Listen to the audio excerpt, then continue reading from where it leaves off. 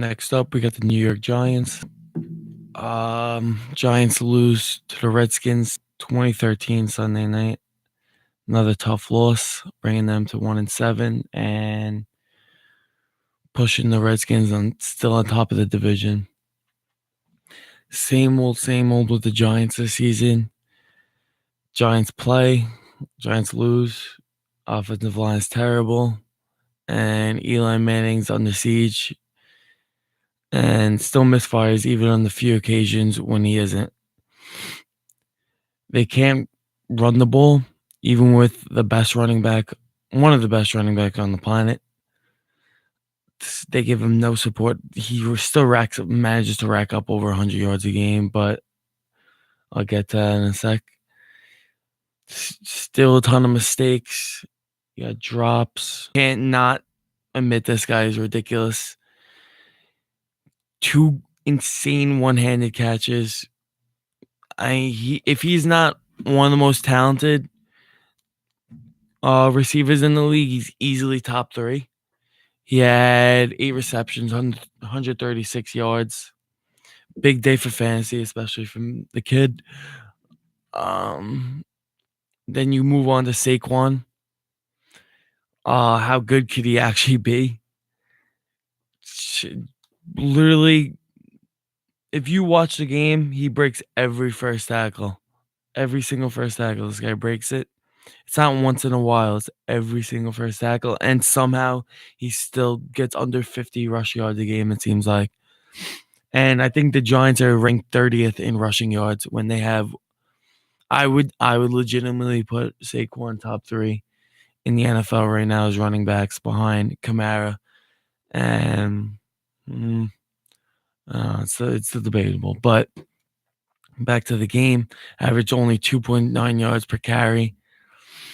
13 carries, 38 yards, but still managed to rack 73 yards on 9 receptions, and that's 111 yards in total from line of scrimmage, which is 7 times in 8 games he surpassed that mark. Too bad it's either on his own in the running game or mostly barely yardage in the passing game. It's always a check down, but that's Eli. Highest complete. It's kind of ironic because he has one of the highest completion percentages in the league, and he's statistically one of the worst quarterbacks in the league.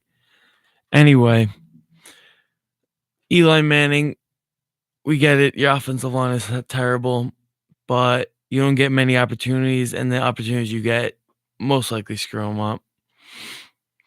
15-year vet, 2-time Super Bowl champ, still gets fooled by coverage and still really heavy on interceptions.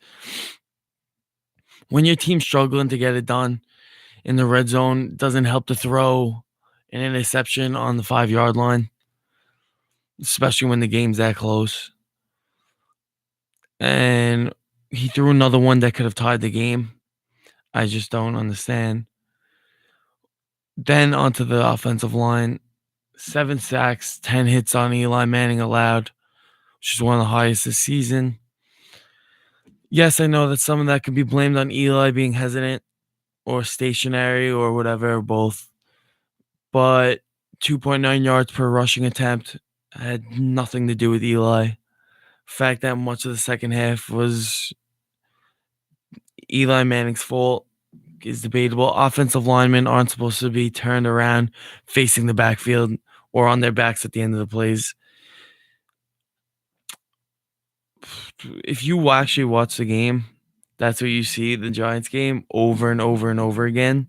You can name your quarterback. I don't care who you choose. You can't play competitively in the NFL with an incompetent line, and that's what the Giants have, and I would say they're less than that. No one on the line Sunday from Solder to rookie right tackle Malik McKeel can be really exempt from like that. So they got to figure it out. All I could say for the Giants is they have to figure it out. They look like they're going to be one of the worst teams in the NFL right now.